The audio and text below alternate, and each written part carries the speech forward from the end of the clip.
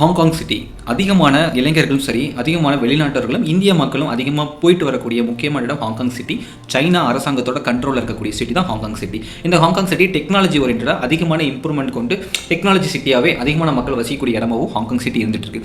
இந்த ஹாங்காங் சிட்டியில் வாழக்கூடிய பொதுமக்களும் சரி, அந்த நகரத்தை ஆளக்கூடிய அரசாங்கமும் சரி, இதுவரைக்கும் சந்திக்காத மிகப்பெரிய ஒரு தீ விபத்துன்னு மட்டும் சொல்ல முடியாது, பேரிழப்பு பிரளயமே அந்த ஹாங்காங் சிட்டி 2 நாளாக சந்திச்சுக்கிட்டு இருக்கு. புதன்கிழமை மிகப்பெரிய அளவில் ஒரு தீ விபத்து ஏற்பட்டு இருக்கு.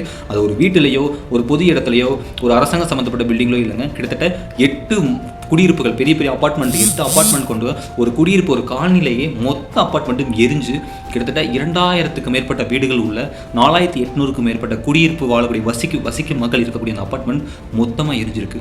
இந்த விபத்தினால கிட்டத்தட்ட 300க்கும் மேற்பட்ட மக்கள், எவ்வளோ பார்த்தீங்கன்னா 300க்கும் மேற்பட்ட மக்கள், இன்னும் கணக்கு தெரியல, இதுவரைக்கும் 300க்கும் மேற்பட்ட மக்கள் காணாமல் போயிருக்காங்க.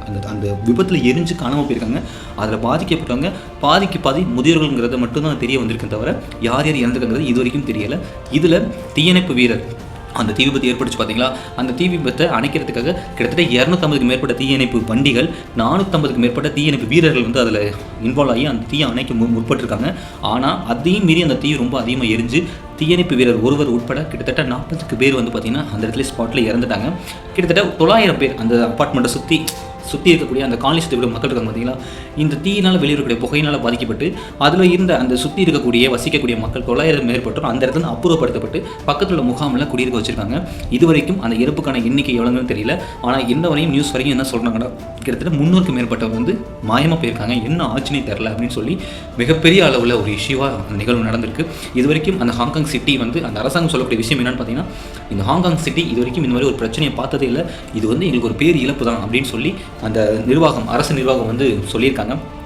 இதுக்கு வந்து என்ன காரணம், இவ்வளோ தீ விபத்து நடக்கிறதுக்கு என்ன காரணம் அப்படின்னு பொதுமக்களால் பார்க்கப்பட விஷயம் என்னென்னு பார்த்தீங்கன்னா, அந்த அப்பார்ட்மெண்ட்டில் 8 பெரிய பில்டிங் குடியிருப்புகள் கொண்ட அந்த அப்பார்ட்மெண்ட்டில் ஒரு சில அப்பார்ட்மெண்ட்ஸில் வந்து பார்த்திங்கன்னா பராமரிப்பு வேலை நடந்திருக்கு. நம்ம ஊரில் சாரம் கட்டுவோம் பார்த்தீங்களா, அந்த ஊரில் மூங்கில் குச்சிகள் அதிகமாக பயன்படுத்துவாங்க. அந்த மாதிரி மூங்கில் குச்சிகள் பயன்படுத்தி பராமரிப்பு வேலை நடந்திருக்கு. பராமரிப்பு வேலை நடக்கும் பொழுது வெளியே வந்து க்ரீன் கலர் ஸ்க்ரீன் வந்து போட்டிருப்பாங்க. நம்ம ஊரில் வந்து பார்த்திங்கன்னா ஏதோ புதுசாக கோயில் கட்டுறாங்க, புது அப்பார்ட்மெண்ட் கட்டுறாங்க, அரசு சம்மந்தப்பட்ட பில்டிங் கட்டுறாங்கன்னா அது வந்து பொதுமக்களுக்கு வெளிப்படையே தெரியாமல் இருக்குது, க்ரீன் கலர் ஸ்க்ரீன் வந்து மறைப்பாங்க பார்த்தீங்களா, அந்த மாதிரி மறைச்சு அந்த பராமரிப்பு வேலை நடந்திருக்கு. முழுக்க அது சாதாரணமாக ஏற்பட்ட ஒரு சின்ன தீ எல்லா பில்டிங்க்கு மொத்த இடத்துக்கும் பரவதுக்கு காரணம் இந்த கிரீன் கலர் ஸ்க்ரீன் தான் மற்றும் மூங்கில் குச்சி தான் காரணம்னு சொல்லி முதல் தரப்பு விசாரணையில் சொல்லப்பட்டிருக்கு. மேலும் இது சம்மந்தமாக ஒரு 3 பேரை வந்து சந்தேகத்தின் பேரில் அரெஸ்ட் பண்ணியிருக்காங்க. அந்த 3 பேர்த்தில் இப்போ விசாரணை நடந்துட்டு இருக்கு. தீக்கான என்ன காரணம், இந்த தீ விபத்து ஏற்படுச்சுன்னு. ஆனால் இதுவரைக்கும் அதுக்கான சரியான காரணம் என்ன, இந்த விபத்து எப்படி ஏற்படுச்சு, இதில் இன்னும் எத்தனை மக்கள் தான் பாதிக்கப்பட்டிருக்காங்க அப்படிங்கிற எக்ஸாக்டான துல்லியமான ஒரு புள்ளி விவரம் இன்னும் அந்த அரசாங்கத்தாலே கொடுக்க முடியல. ஏன்னா அங்கே எத்தனை பேர் இருந்திருந்தாங்க, அந்த அப்பார்ட்மெண்ட்டில் எத்தனை பேர் இருந்தாங்க, எத்தனை பேர் அங்கே வெளியூர் அந்த வீட்டுக்குள்ள எத்தனை பேர் இருந்தாங்க, முதியோர்கள் எத்தனை, குழந்தைகள் எத்தனை அப்படிங்கிறது இன்னும் தெரியல. பாதிக்கப்பட்ட மக்கள் எத்தனை பேரும் தெரியல. ஏன்னா அந்த அளவுக்கு தீ வந்து கட்டுப்பாடு இல்லாமல் எரிஞ்சிருக்கு. இன்னைக்கு தான் கொஞ்சம் அந்த தீகள் கட்டுப்பாட்டில் கொண்டு வரப்பட்டு முழுக்க ஆம்புலன்ஸ் சம்மந்தப்பட்ட மருத்துவம் எல்லாமே அந்த இடத்துல அசம்பிள் ஆயிருக்காங்க. போலீஸ்களை குவிக்கப்பட்டு, தீயணைப்பு வண்டிகள் குவிக்கப்பட்டு கிட்டத்தட்ட 200க்கும் மேற்பட்ட தீயணைப்பு வண்டிகள். அப்போ யோசித்து பாருங்கள் எந்த அளவுக்கு தீ விபத்து நடந்திருக்குன்னு. அந்த ஹாங்காங் சிட்டி மக்கள் சொல்லக்கூடிய விஷயம், இந்த மாதிரி ஒரு விபத்து எங்கள் லைஃப்பில் பார்த்ததே இல்லை, எங்கள் வாழ்நாளில் பார்க்காத ஒரு பேர் இழப்பு தான் இந்த விபத்து அப்படின்னு சொல்லியிருக்காங்க. 8 குடியிருப்பு அப்பார்ட்மெண்ட்ஸ் எரிஞ்சிருக்குங்க. ஒரு பிரளயமே நடந்த மாதிரி, ஏதோ ஒரு பெரிய ஒரு அணுகுண்டு விடிச்சு சத்துற மாதிரி அந்த விபத்து நடந்திருக்கு. இன்னும் அதிலிருந்து அரசாங்கத்துக்கே சரியான துல்லியமான விவரம் என்ன, அந்த இழப்பு எப்படி நடந்துச்சு, அந்த விபத்துக்கான காரணம் என்னங்கிறத கண்டுபிடிக்க முடியல. சந்தேகத்தின் பேரில் 3 பேர் அரெஸ்ட் பண்ணியிருக்காங்க. ஆனால் உண்மையான எக்ஸாக்டாக அங்கே என்ன நடந்துங்கிறத இன்று வரையும் அவங்களால கணிக்க முடியல. விசாரணை நடந்துகிட்டு இருக்குங்கிறத இப்போ வரைக்கும் தகவல் சொல்லியிருக்காங்க. இன்னும் கொஞ்சம் டைம் எடுத்து இன்னும் விசாரணை போய்கிட்டு இருக்கு. அது மட்டும் இல்லை, மீட்பு பணிகள் இன்னும் முன்னே இருந்ததோட இன்றைக்கி ரொம்ப அதிகப்படுத்தியிருக்காங்க. வீடியோஸ்லாம் பார்க்கும்போது தெரியுது. அந்த மீட்பு பணி மூலமாக தெரியும் எத்தனை பேர் அதில் பாதிக்கப்பட்டிருக்காங்க, எத்தனை குடும்பங்கள் அந்த வீட்டில் இருந்திருக்காங்க, அதில் குழந்தைகள் எத்தனை, பெரியவங்க எத்தனை, பாதிக்கப்படுறது எத்தனை பேர், இறந்தவங்க எத்தனை பேர், மீட்கப்படுறது எத்தனை பேருங்கிறது இனிமேல் தான் அரசு தரப்புலேருந்து வெளிவரும்னு நான் நினைக்கிறேன். ஒருத்தர் பார்ப்போம். ஆனால் அந்த இவ்வளோ பெரிய விபத்து நடந்திருக்கக்கூடாது. அதுக்கான காரணம் என்னங்கிறது அரசு சீக்கிரம் கண்டுபிடிப்பாங்க. எதிர்பார்க்காத அளவுக்கு ஒரு மாபெரும் விபத்து, 8 அப்பார்ட்மெண்ட்ஸ் எரிஞ்சிருக்குங்க. அந்த வீடியோ பார்க்கும்பொழுது, அதோட ஃபோட்டோஸ் பார்க்கும்பொழுது பயமாக இருக்குது. ஏன்னா இப்படி ஒரு பிரளயமாக இந்த அளவுக்கு எப்படி கவனக்குறைவாக இருந்தாங்க, தீ பரவும்போது என்ன பண்ணாங்க அப்படிங்கிறது தெரியல. பொறுத்திருந்து பார்ப்போம். அந்த ஹாங்காங் சிட்டியோட அரசாங்க நிர்வாகிகள் சீக்கிரம் அதை கண்டுபிடிப்பாங்கன்னு பார்ப்போம். இன்னும் துல்லியமாக எத்தனை பேர் இறந்துருக்காங்கன்னு தெரியல, பாதிக்கப்பட்டது எத்தனை பேர் தெரியல, எத்தனை பேர் வீட்டுக்குள்ளே இருந்தாங்க, குழந்தைகள் எத்தனைன்னு தெரியல.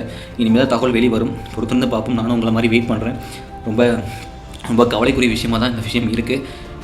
பார்க்கலாம் அரசாங்கம் என்ன பண்ணுறாங்க, ஹாங்காங் சிட்டி மக்களுக்கு இது எப்படி சரி பண்ண போகிறாங்கன்னு தெரியல. வெயிட் பண்ணி பார்ப்போம். அடுத்தடுத்த நகர்வுகள் என்னங்கிறத அப்டேட்டில் இருக்கும். கண்டிப்பாக இது பற்றின தகவல் மேலும் வந்தால் கண்டிப்பாக நம்ம சேனலில் வீடியோ பண்ண போடுவேன். தொடர்ந்து நம்மளோட இணைந்திருங்கள். அடுத்து இது சம்மந்தமாக அரசாங்கம் என்ன நடவடிக்கை எடுக்கிறத பொறுத்திருந்து பார்ப்போம்.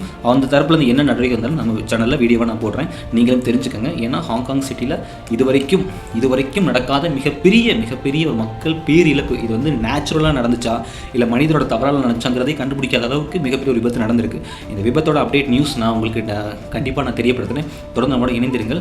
ஹாங்காங் சிட்டி மக்களுக்கும் சரி, ஹாங்காங் சிட்டி அரசாங்கம் என்ன பதில் வச்சிருக்காங்கன்னு தெரியல. மேற்கொண்டு விசாரணை நடந்துகிட்டு இருக்கு. பொறுத்திருந்து பார்ப்போம். இது வந்து மனிதனால் ஏற்பட்ட பிழையா இல்லை நேச்சுரலாகவே இந்த பிரச்சனை ஏற்பட்டுச்சாங்கிறது வெயிட் பண்ணி நம்ம பார்க்கலாம்.